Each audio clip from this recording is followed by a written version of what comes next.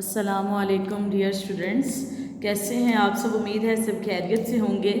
अच्छा स्टूडेंट, जैसे कि आपको पता है कि हमने चैप्टर नंबर 4 स्टार्ट किया हुआ है, ठीक है, स्टाइकियोमेट्री, जिसके बारे में हमने थोड़ा सा देखा था। हमने इसकी डिफ़ाइन देखी, उसके बाद हमने इसकी बेसिक असम्पशंस देखी। आज जो टॉपिक हम पढ़ने जा रहे हैं ये आपके पास बहुत इम्पॉर्टेंट टॉपिक है, ठीक है, और ये हमेशा शॉर्ट क्वेश्चन के हवाले से आपसे मोस्टली पूछा जाएगा। कौन सा टॉपिक आज हम पढ़ने जा रहे हैं, उसका नाम है जी मोल एंड एवोगैड्रो नंबर। आज हम देखेंगे कि हमारे पास मोल क्या होता है, एवोगैड्रो नंबर क्या होता है, मॉलिक्यूलर मास क्या होता है। ये सारी चीज़ें आज हम 1 बाय 1 करके डिस्कस करेंगे और ये चीज़ें आपके लिए समझना भी बहुत ज़्यादा ज़रूरी है, क्योंकि आज अगर आप इनको अच्छे तरीके से समझ लेंगे तो आपकी आने वाली लाइफ में भी, अगर आप केमिस्ट्री से ही रिलेटेड रहते हैं तो वहाँ पर भी आपके लिए काफ़ी हेल्पफुल होंगी।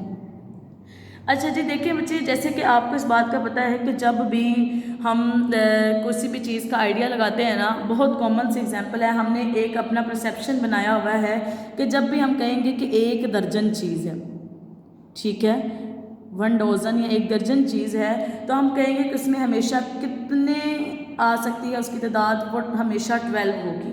चाहे वो आपके पास 1 दर्जन चेयर्स हैं, 1 दर्जन आपके पास अंडे हैं, 1 दर्जन बनाना है, तो आप हमेशा क्या कहेंगे, अगर 1 दर्जन की बात हो रही है तो इसका मतलब उसकी क्वांटिटी कितनी है जी, 12 है।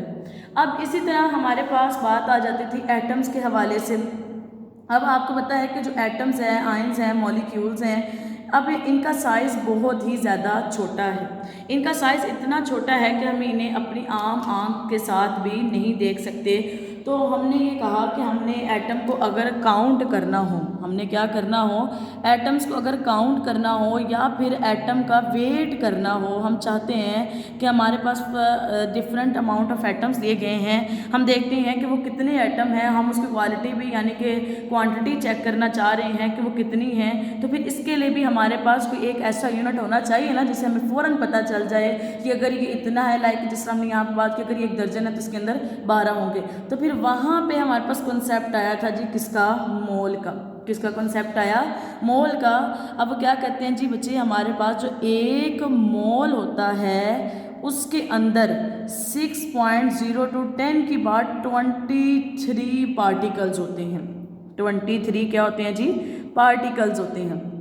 यानी कि अब जहाँ पे भी लफ्ज़ क्या आ जाएगा, 1 मोल आ जाएगा, वहाँ पे हम फ़ौरन समझ जाएंगे कि उसके अंदर पार्टिकल्स की अमाउंट कितनी है जी, 6.0 to 10 की बार 23। जिस तरह हम यहाँ पर समझ जाते हैं कि यहाँ पर अगर 1 दर्जन आ गया तो इसका मतलब यहाँ पे कितने हैं जी, इसकी क्वांटिटी 12 है। अब ये जो मोल बेसिकली यूनिट है जिसके थ्रू हम क्या करेंगे, किसी भी एटम्स को काउंट कर सकते हैं या फिर उनका वेट कर सकते हैं। अब अगर इसकी डिफ़ाइन देखी जाए, मोल की डिफ़ाइन हमारे पास क्या आती है जी, तो इसकी डिफ़ाइन हम देख लेते हैं, the amount of a substance.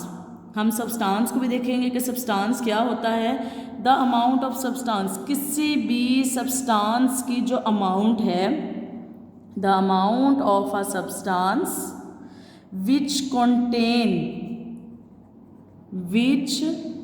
contain 6.0 to 10 की पावर 23 पार्टिकल्स, 23 पार्टिकल्स, ठीक है, या आप इन्हें दूसरे लफ्ज़ों में कह सकते हैं जी, हमारे पास एलिमेंट्री एंटिटीज़ इज़ कॉल्ड मोल। इसे हम किसका नाम देंगे जी, मोल का नाम देंगे, ठीक है, यहाँ पर पार्टिकल CELS। अब यहाँ पर देखें हमारे पास क्या डिफ़ाइन हमें कहा, हमने कहा जी द अमाउंट ऑफ सब्सटेंस, किसी भी सब्सटेंस की जो हमारे पास अमाउंट होती है ना, अगर वो कंटेन करे कितने पार्टिकल्स, 6.0 to 10 के बाद 23, एक बहुत ही लार्ज वैल्यू है। अगर उसके पास इतने पार्टिकल्स होंगे तो हम कहेंगे कि वो किसके बराबर है जी, वो बराबर है 1 मोल के। वो किसके बराबर होगा, 1 मोल के। अब यहाँ पर बात आ जाती है, ये एलिमेंट्री एंटिटीज़ का मतलब क्या है, तो बेटा एलिमेंट्री एंटिटीज़ का यहाँ पर मतलब 4 तरह से आ सकता है। या इसके अंदर एटम्स भी आ सकते हैं, आपको पता है, इसके अंदर मॉलिक्यूल भी आ सकते हैं, ठीक है, ये तो हमने जनरल बात की ना, लेकिन उन्होंने साथ एलिमेंट्री एंटिटीज़ कह दिया, जिसका मतलब एटम भी हो सकता है, मॉलिक्यूल भी हो सकता है, उसके बाद इसका मतलब हमारे पास आयंस भी हो सकते हैं, इलेक्ट्रॉन्स भी हो सकते हैं। आयंस भी हो सकते हैं और इलेक्ट्रॉन्स भी हो सकते हैं। मतलब कि क्या है कि हमारे पास अगर हमारे पास एटम्स हैं, ठीक है, अगर 1 मोल एटम्स हैं तो या फिर आप दूसरे लफ्ज़ों में कह लें कि अगर हमारे पास कोई भी सब्सटेंस है, अगर उसके अंदर 6.0 to 10⁻23 पार्टिकल्स हैं तो वो किसके बराबर होगा जी? 1 मोल के बराबर होगा। तो ये हमने देख लिया जी मोल के हवाले से, सिर्फ उसके भी डिफाइन देखी है। उसके बाद अगर नेक्स्ट देखा जाए कि हमारे पास जो मोल होता है इसको रिप्रेजेंट किसके साथ किया जाता है, तो बच्चे जो हमारे पास मोल होता है इसको रिप्रेजेंट किया जाता है जी स्मॉल n के साथ। किसके साथ रिप्रेजेंट किया जाता है जी? स्मॉल n के साथ। उसके बाद नेक्स्ट हमारे पास मोस्ट इम्पॉर्टेंट फार्मूला कि अगर हमने नंबर ऑफ मोल्स निकालने हों, अगर हमारे पास मैस दिया हो तो हम किस तरह फाइंड करेंगे, तो बच्चे इसका फॉर्मूला हमारे पास होता है जी mole is equal to given mass over molar mass. क्या आ जाएगा? Given mass over molar mass. अगर इसको सिंप्लीफाई करें, मोल की जगह हम क्या लगा देंगे? n लगा देंगे। गिवन मैस की जगह हम लगा देंगे जी स्मॉल m और मोलर मैस की जगह हम लगा देंगे जी कैपिटल M। तो यहाँ से इस फॉर्मूले के थ्रू हम किसी भी सब्सटेंस के क्या फाइंड कर सकते हैं जी? नंबर ऑफ मोल्स फाइंड कर सकते हैं। ठीक हो गया जी, ये अभी हमने देखा मोल का। उसके बाद नेक्स्ट बात आ जाती है जी एवोगैड्रो नंबर। किसकी बात आ जाएगी जी? एवोगैड्रो नंबर्स की। अब देखिए यहाँ पर हमने बात की कि ये जो नंबर्स होते हैं ना, जिसके हमने कहा कि 6.0 to 10⁻23 पार्टिकल्स, बेसिकली ये एवोगैड्रोस नंबर हैं। अब इनको एवोगैड्रो नंबर का नाम क्यों दिया जाता है बच्चे? हमारे पास एक साइंटिस्ट थे एमिडो एवोगैड्रोस। उन्होंने बेसिकली हमें ये बात बताई थी कि 1 मोल के अंदर कितने नंबर ऑफ पार्टिकल्स होते हैं। इसी वजह से उन्हीं के नेम पर हमने इनका नाम रख दिया एवोगैड्रोस नंबर। ठीक है, अब इसकी अगर हम डिफ़ाइन देख लें तो ये हमने एवोगैड्रोस नंबर की डिफ़ाइन लिखी है। ठीक है, एवोगैड्रोस नंबर क्या कहते हैं जी? The number of entities present in 1 mole of a substance, यानी कि 1 मोल सब्सटेंस के अंदर जो नंबर ऑफ एंटिटीज़ या नंबर ऑफ पार्टिकल्स प्रेजेंट होते हैं ये हमेशा क्या रहेंगे? कांस्टेंट रहेंगे। ये हमेशा क्या रहेंगे जी? कांस्टेंट रहेंगे, ये कभी भी चेंज नहीं होंगे। इसको हम किसका नाम देते हैं जी? एवोगैड्रोस नंबर का नाम देते हैं। अब एवोगैड्रोस नंबर हमारे पास, इसको सबसे पहले देखा जाए तो इसको रिप्रेजेंट किससे किया जाता है? तो बच्चे जो हमारे पास एवोगैड्रोस नंबर होते हैं इनको रिप्रेजेंट किया जाता है जी कैपिटल N नंबर के लिए और A लिखा जाता है एवोगैड्रो के लिए। ठीक है, तो इसको रिप्रेजेंट किया जाता है NA से, और इसकी वैल्यू हमारे पास क्या होती है जी? 6.0 to 10⁻23।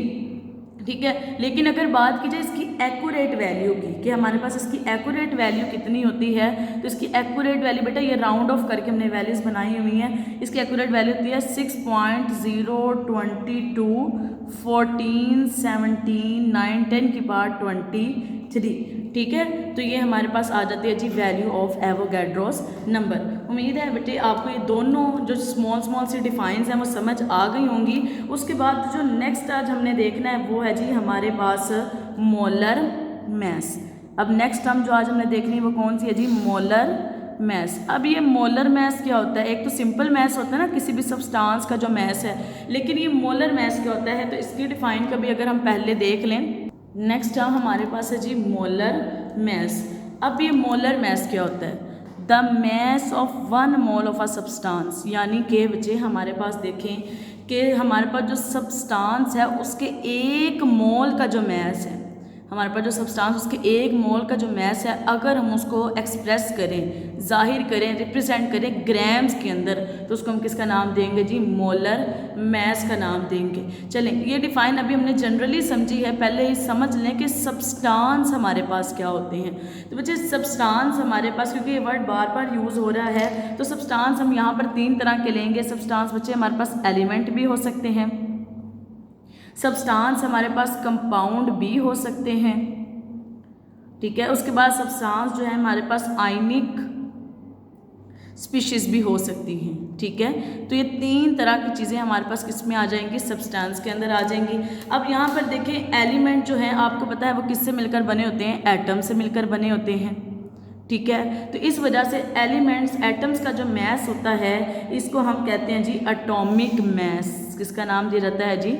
एटॉमिक मैस का नाम दिया जाता है। इसी तरह बेटे कंपाउंड आपको पता है हमारे पास दो तरह के होते हैं, एक होते हैं जी कोवलेंट कंपाउंड और दूसरे होते हैं जी आयोनिक कंपाउंड। दूसरे कौन से होते हैं? Ionic compound. अब ये जो कोवलेंट कंपाउंड है ये किनसे मिलकर बने होते हैं जी? मॉलिक्यूल से, ठीक है। इसके मॉलिक्यूल किससे मिलकर बने होते हैं, इस वजह से इनके मैस को हम कहते हैं जी मॉलिक्यूलर मैस, ठीक है। उसके बाद जो हमारे पास आयंस होते हैं बच्चे, हमारे पास जो आयंस होते हैं ये हमारे पास फॉर्मूला यूनिट से मिलकर बनते हैं। ये किससे मिलकर बनते हैं? फॉर्मूला यूनिट से। इस वजह से इन्हें कहा जाता है, इनके जो मैस को फॉर्मूला मैस, किसका नाम दिया जाता है जी? फॉर्मूला मैस का नाम दिया जाता है। उसके बाद नेक्स्ट आ जाती हैं जी हमारे पास आयोनिक स्पीशीज़। ये जो आयोनिक स्पीशीज़ होती हैं बच्चे ये हमारे पास मिलकर बनती हैं आयंस से। किससे मिलकर बनती हैं? आयंस से। इस वजह से इनके मैस को हम किसका नाम देते हैं जी? आयोनिक मैस का नाम देते हैं, ठीक है। अब ये सारी चीज़ें वन बाय वन बताने का मकसद हमारे पास क्या था? बेसिकली बताने का मकसद ये था कि देखिए बच्चे यहाँ पर अगर हमारे पास एलिमेंट एटम्स का मैस है, ठीक है, तो उसको हम किसका नाम देंगे जी? Atomic mass. और अगर आप उसको ग्राम में डिस्कस कर रहे हैं, ठीक है, ग्राम के अंदर रिप्रेजेंट कर रहे हैं, तो उसको भी हम किसका नाम देंगे जी? एटॉमिक मैस का नाम ही देंगे। इसी तरह अगर आपके पास कंपाउंड है, अगर कोवलेंट कंपाउंड है जो कि वो मॉलिक्यूल से मिलकर बनते हैं, तो उनके मैस को हम कहेंगे जी मॉलिक्यूलर मैस। अगर यहाँ पे अगर आप आयनिक बात करें, आयनिक कंपाउंड की, तो उनके जो मैस होते हैं वो फॉर्मूला यूनिट से मिलकर बनते हैं, इस वजह से उसको कहा जाता है जी फॉर्मूला मैस। इसी तरह हमारे पास नेक्स्ट आ जाती हैं जी आयोनिक स्पीशीज़, ठीक है। ये आयोनिक स्पीशीज़ हमारे पास मिलकर बनती हैं आयंस से, तो इनके मैस को हम नाम देते हैं जी आयोनिक मैस का नाम देते हैं। और इन सब को हम जब रिप्रेजेंट करेंगे ग्राम्स के अंदर, इन सब के मैस को, चाहे वो एटॉमिक मैस है, मॉलिक्यूलर मैस है, फॉर्मूला मैस है या आयोनिक मैस है, इन सब को जब हम किसके अंदर रिप्रेजेंट करेंगे या एक्सप्रेस करेंगे ग्राम्स में, तो हम इसको नाम देंगे जी मोलर मैस का नाम देंगे। अब नेक्स्ट हम देख लेते हैं जी इससे रिलेटेड इसकी एग्जाम्पल्स, ठीक है। तो अब देख लेते हैं जी हमारे पास अभी हमने डिस्कस किया कि सब्सटेंस का मतलब क्या है, ठीक है। तो हमने इन्हीं सब्सटेंस को, चूँकि वो डिफाइन के अंदर एक एक करके डिस्कस नहीं कर सकते, तो उन्होंने यहाँ पर जनरली सब्सटेंस लिख दिया, लेकिन सब्सटेंस का मतलब हमने सारा समझ लिया है। अब हम नेक्स्ट इसकी एग्जाम्पल्स देख लेते हैं। तो देखें बच्चे हमारे पास जो किसी भी सब्सटेंस का मैस है, जैसे मैं आपको कुछ एग्जाम्पल्स पहले दे दूँ, ये जनरल एग्जाम्पल्स हैं जो आपने याद भी रखनी है। जिस तरह कार्बन है तो इसका मैस हमारे पास होता है जी 12, हाइड्रोजन का जो मैस होता है वो होता है जी 1। इसी तरह क्लोरीन है, इसका एटॉमिक मैस होता है 35.5, सोडियम का एटॉमिक मैस होता है जी 23, ठीक है। इसी तरह ऑक्सीजन का होता है 16। ये मैंने जनरल बताई हैं जो मोस्टली आपको डिस्कस करने पड़ेंगे इस चैप्टर के अंदर, ठीक है। अब देखें हमारे पास ये सारे एटम्स हैं, इनका मैस हम लेते हैं जी AMU के अंदर। किसके अंदर लेते हैं? AMU। AMU का मतलब होता है एटॉमिक मैस यूनिट, ठीक है। हमारे पास एटम है, इस वजह से उसको एटॉमिक मैस यूनिट का नाम दिया जाता है। अगर हम इन्हीं एटम्स को, इन्हीं एटम्स के मैस को, अगर मैं कहती हूँ कार्बन है, इस एटम का मैस है वो 12 AMU, अगर मैं इसको रिप्रेजेंट कर दूँ ग्राम के अंदर, ठीक है, किसके अंदर रिप्रेजेंट कर दूं? ग्राम के अंदर, तो ये हमारे पास कहलाएगा जी मोलर मैस। क्या कहलाएगा? Molar mass of carbon atom, ठीक है। उसके बाद नेक्स्ट अगर हम इसकी एग्जांपल्स की बात करें, तो यहाँ पर देखिए बच्चे मैं एग्जांपल्स कुछ मेंशन करने लगी हूँ। यहाँ पर देखिए 1 मोल ऑफ कार्बन है, अगर हमारे पास क्या है 1 मोल ऑफ कार्बन है, तो उसके अंदर अब हमारे पास नंबर ऑफ़ पार्टिकल्स कितने होंगे, तो उसके अंदर नंबर ऑफ़ पार्टिकल्स होंगे जी 6.0 to 10 की पावर 23, क्योंकि अभी हमने बात की कि जब भी मोल की बात आएगी उसके अंदर जो नंबर ऑफ़ पार्टिकल्स होंगे वो हमेशा क्या रहेंगे? सेम रहेंगे, ठीक है। अब ये जो है ना, चूँकि हम ये कार्बन एक एटम है, तो हमने यहाँ पे साथ लिख देना है 1 मोल ऑफ कार्बन कंटेन 6.0 10 की पावर 23 एटम्स। अब यहाँ पार्टिकल्स जनरल था, लेकिन चूंकि यहाँ पे एटम का डिस्कस करने लगे हैं, तो इसके साथ भी हम क्या लिख देंगे? एटम्स का। इसी तरह हमारे पास 1 मोल ऑफ वाटर है। अब 1 मोल ऑफ वाटर, वाटर क्या है? मॉलिक्यूल है ना, ठीक है। तो इसके अंदर हमारे पास नंबर ऑफ मॉलिक्यूल्स कितने होंगे? 6.0 to 10 की पावर 23 मॉलिक्यूल्स कितने हो जाएंगे? 6.0 to 10 की पावर 23 मॉलिक्यूल्स। इसके बाद हमारे पास 1 मोल क्या आ जाता है जी? NaCl, ठीक है। NaCl हमारे पास किसकी फॉर्म के अंदर आ जाएगा? आयनिक कंपाउंड में। तो हमारे पास ये कंटेन करेगा 6.02 10 की पावर 23 फॉर्मूला मैस। क्या कंटेन करेगा? फॉर्मूला यूनिट कह लें। उसके बाद हमारे पास नेक्स्ट लास्ट वन आ जाता है जी 1 मोल ऑफ सोडियम, जो कि एक आयंस है। आयनिक स्पीशीज की भी तो बात करनी है ना। 1 मोल ऑफ सोडियम कंटेन, इसके अंदर हमारे पास आयंस कितने होंगे जी? 6.02 10 की पावर 23 आयंस। अब देखें यहाँ पर हमारे पास ये सारे 1 मोल हैं, इनके अंदर नंबर ऑफ एटम्स भी सेम है, मॉलिक्यूल भी सेम है, ठीक है। इनके अंदर फॉर्मूला यूनिट भी सेम है, आयंस भी सेम है। चूँकि हमने डिफरेंट एग्जांपल्स लिए, इस वजह से इनके साथ साथ डिफरेंट नेम आ जाएगी। अगर बात की जाए 1 मोल ऑफ कार्बन एटम का मैस कितना है, तो वो हमारे पास है 12 ग्राम। कितना मैस है जी? 12 ग्राम। इसी तरह अगर वाटर की बात की जाए तो उसका मैस कितना है जी? 18 ग्राम। हम इसको निकाल भी सकते हैं। एक हाइड्रोजन का 1, 2 का कितना हो जाएगा 2, और एक ऑक्सीजन का 16 प्लस 2 कितना हो जाएगा 18 ग्राम। इसी तरह सोडियम है, सोडियम क्लोराइड का एटॉमिक मैस हमारे पास कितना आ जाएगा 58.5 ग्राम।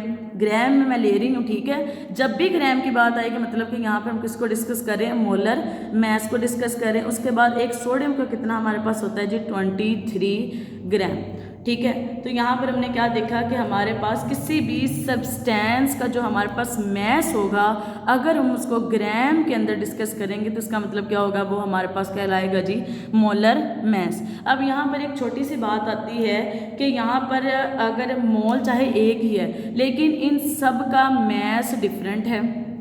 इन सब का मैस क्या है? डिफरेंट है। इसका 12 है, इसका 18 है, इसका 58 है, इसका 23 है। तो फिर इनके अंदर number of particles, number of atoms, number of molecules, ये सारे सेम क्यों हैं? देखिए बच्चे, जब भी हम बात करते हैं ना कि एक दर्जन है, ये एक डोजन हमारे पास एग हैं, तो वो 12 के बराबर है। अब देखिए, आप मुझे ये बात बताएं कि एक डोजन एग हैं, एक डोजन बनानाज हैं, ठीक है, एक डोजन आप कह लें चेयर्स हैं, क्या उन सब का जो वेट है वो एक दूसरे के बराबर होता है? नहीं ना होता। तो यहाँ पर केमिस्ट्री के केस के अंदर भी सेम बात है कि जहाँ पे बात आ जाएगी ना 1 मोल की, वहाँ पे नंबर ऑफ एटम्स हमेशा सेम ही रहेंगे, चाहे उनका मैस जितना मर्जी हो।